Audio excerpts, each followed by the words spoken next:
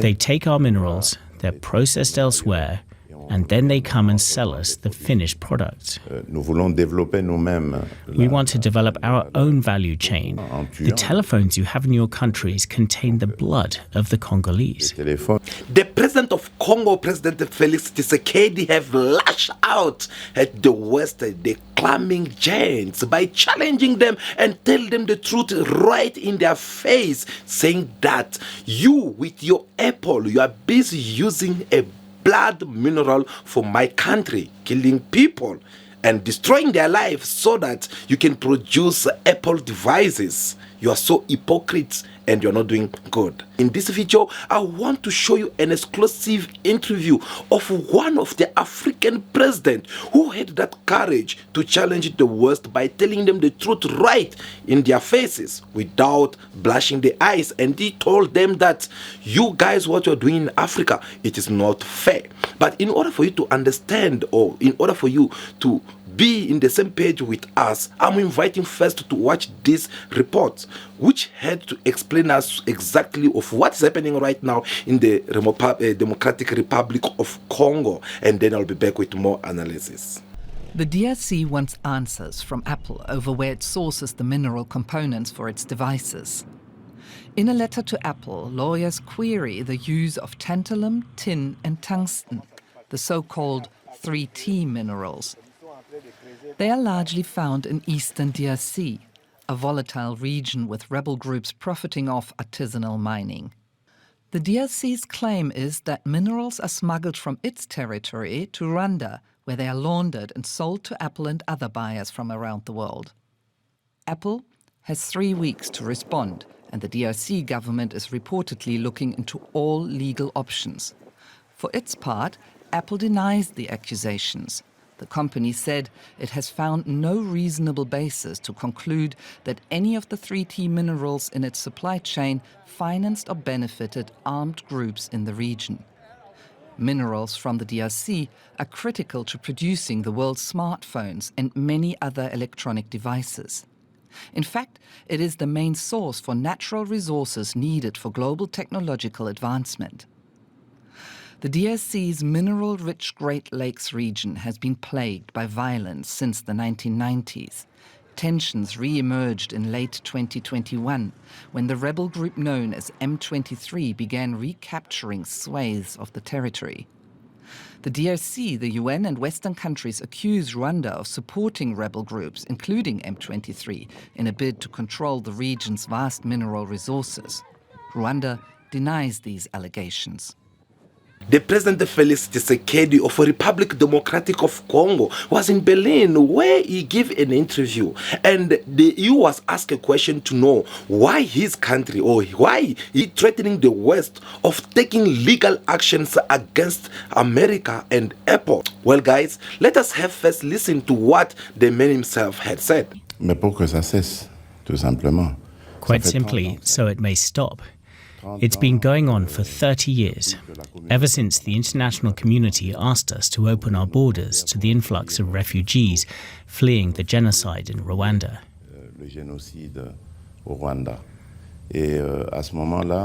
At that point, people involved in the genocide also slipped in, and they entered the DRC with their weapons, because the order had been given from somewhere, still within the international community, to let them in with their weapons. And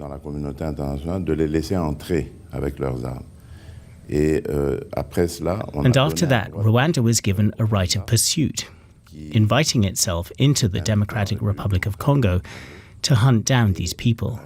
But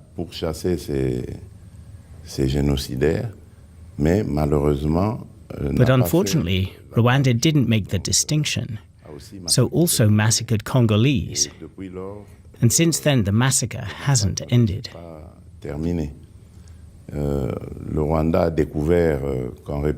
Rwanda discovered that there were minerals in the DRC. And Rwanda made contacts in the international community that enabled it to sell these blood minerals.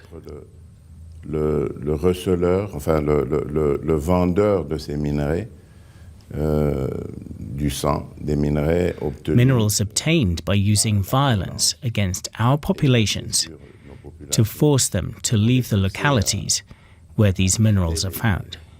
Les localités dans lesquelles on trouve ces minerais. Et depuis lors, Since then, Rwanda has become the representative of these minerals for the international community, for these multinationals. La communauté internationale, pour ces multinationales. The man start by answering these questions by telling a short story of what had took place or what had happened 30 years ago, by explaining on how this whole conflict started in DR Congo. Of course, it was all because the Republic of Democratic of Congo, they had opened their borders to their neighboring country, which we call Rwanda, led by the President Paul Kagame. So he had to explain that is how these people came in, and they did not come empty-handed. They were all armed, and there were some instructions which came from the Western powers, which came from the US, France, and so on and so on. They had to ask the former President Mobutu Sese Seko that he should allow these refugees to enter his borders with their guns, because that's what is helping them to defend themselves. Unfortunately, the former president of Zaire back then, which is now Republic Democratic of Congo, accepted and allowed these people to come in this country with these guns, and later on they start using it start bringing some conflict, and the Republic of Rwanda have to cross also the border to go and fight these people within the Congolese border. That was just for a short story side that the man have to explain himself. But the journalist had to ask him also that, no, okay, what you are telling us is been already 30 years ago.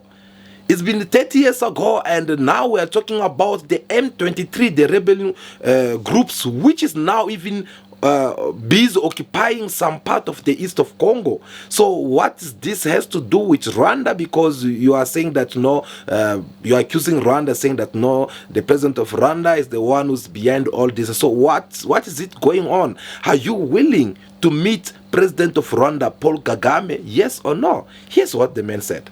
There's currently an initiative being taken by Angolan President João Lourenço, who's been appointed mediator in this conflict by the African Union. And he's already put forward peace initiatives on several occasions, but they've all been sabotaged. Everything was sabotaged by Kagame and his regime.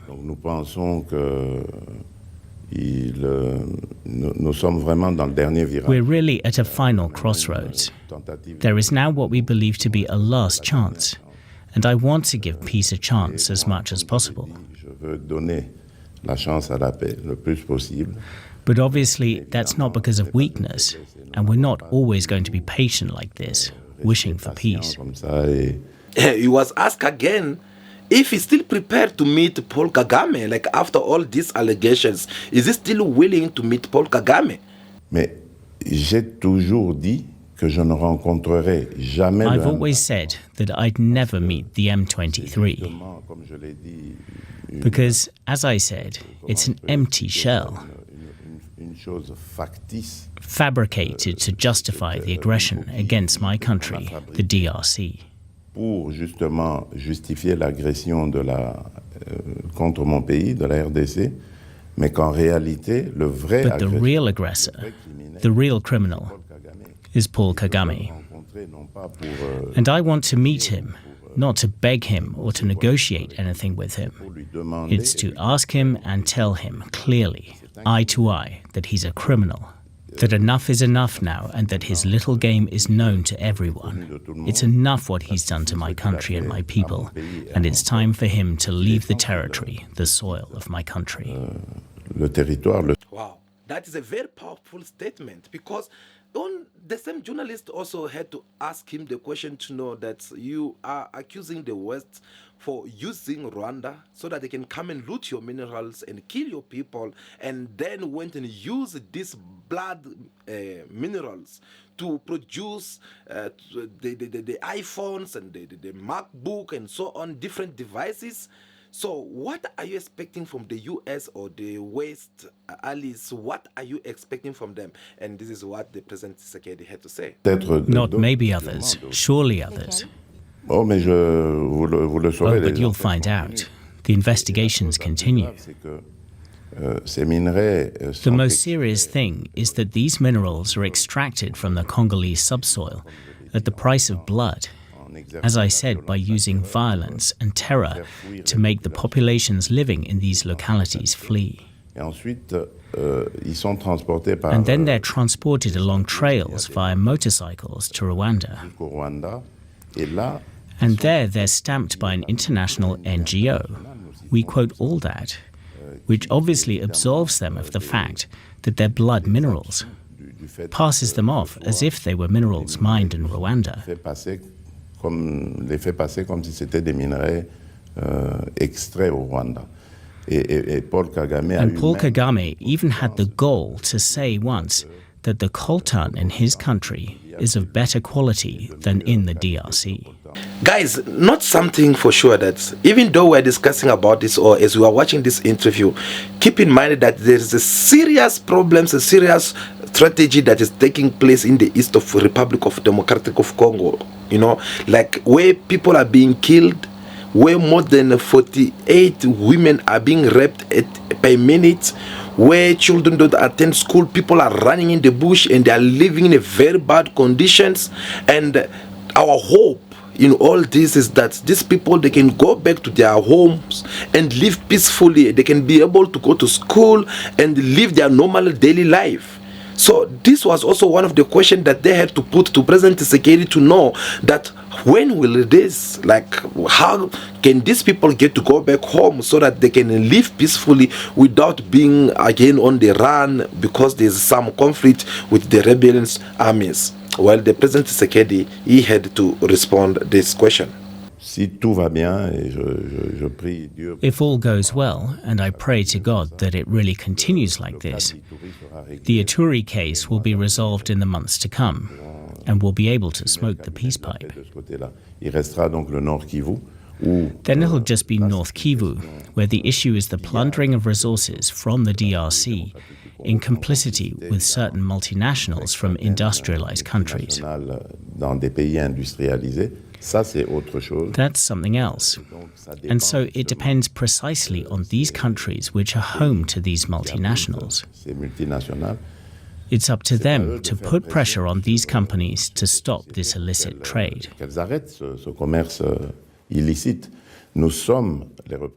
We're the representatives of the DRC, and we're open to all discussions. We'd rather talk about exchange, about win-win partnerships with all these multinationals, than let them make do with this macabre trafficking taking place at the cost of our citizens' lives.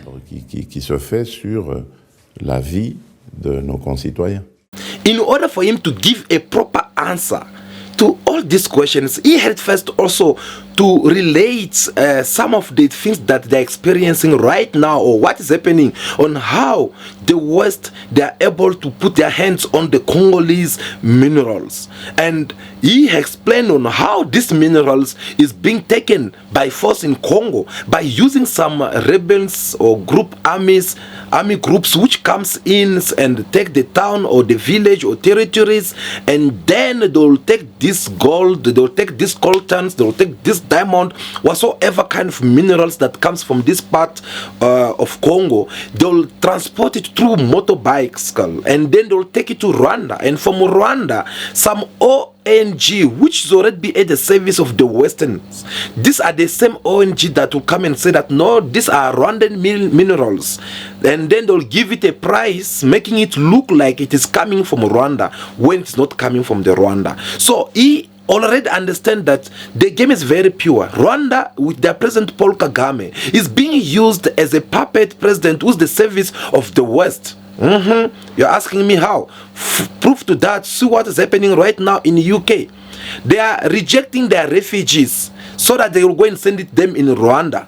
Do you know why they're doing that? This is another thing that Africans should open their eyes. Because when we're still fighting of having a borderless in Africa continent, most of these Africans, they are refusing to open their borders, saying that no, they don't want to have other African brothers and sisters who can be in their countries. But yet Rwanda, they have the courage to open their borders for some strangers who are coming in the US, who are coming in the UK, who are coming all over other parts of the world. But yet all Africans who live in Rwanda, they have a very bad testimony to say in behalf of Rwanda. So these are the signs or kind of things that can show you that one of African leader is at the service of the Western. They are using him, and that's what President Tshisekedi was trying to explain here, that the West, they are using Rwanda with Paul Kagame so that they will keep on stealing or looting the mineral from Congo. So he went far by calling them by the names and said that they have to stop this.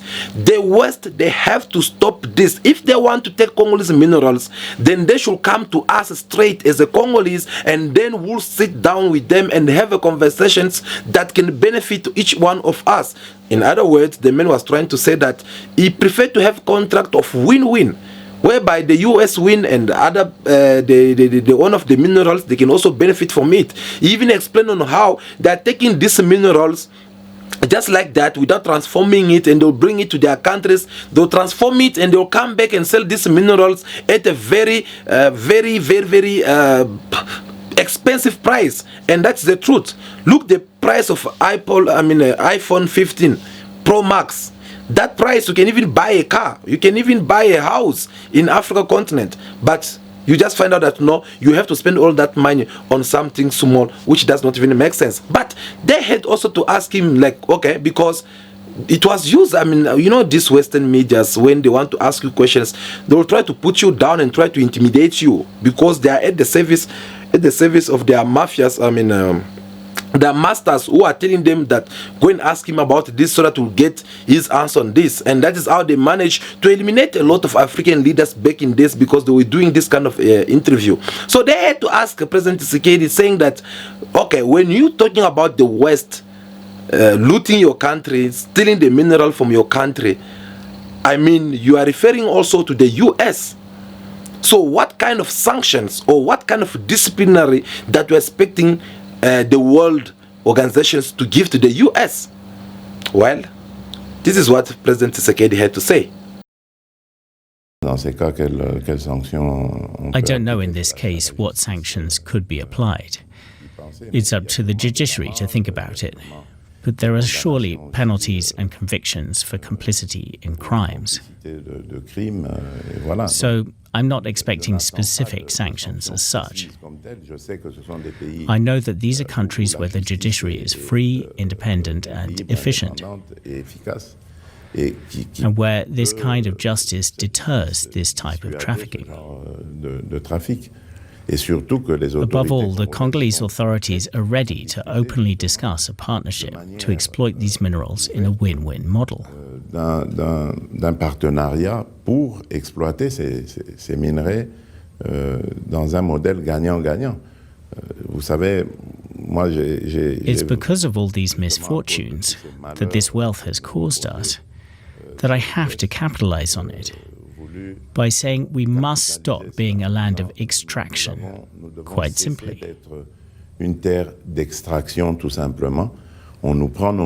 take our minerals, they're processed elsewhere, and then they come and sell us the finished product. We want to develop our own value chain in the DRC ourselves, as far as possible as it can extend. And then, in what I call those win-win partnerships, we'll be able to fight poverty by creating jobs, creating wealth, and at the same time have partners who will also benefit from this partnership. So this man had the courage to challenge them and tell them the truth that, no, look, you don't need to act like you are hypocrites. The telephone that you're holding in your hands, the device that you guys have been using, that you are bringing out there in the world saying that, yes, we fabricate 1, 2, 3.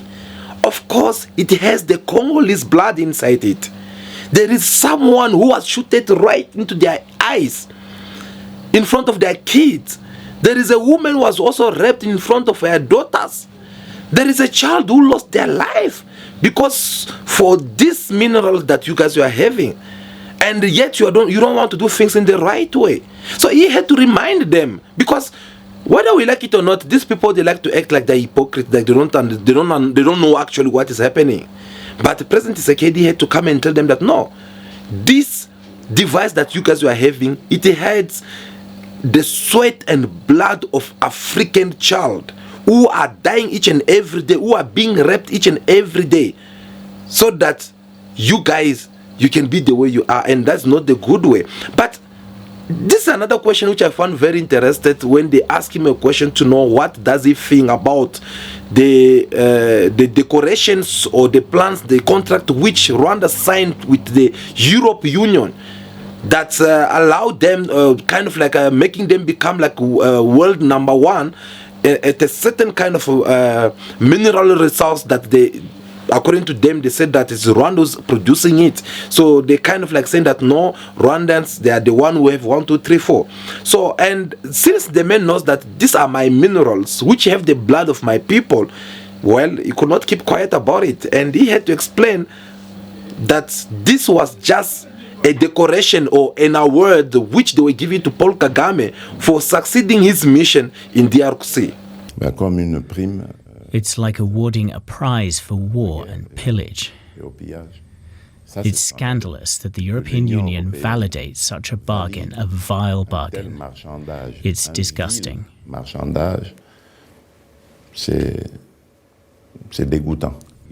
Why would you want to negotiate with a common thief who's doing business on the backs of dead Congolese? The telephones you have in your countries contain the blood of the Congolese. Les téléphones que vous avez ici dans vos pays contiennent le sang des Congolais.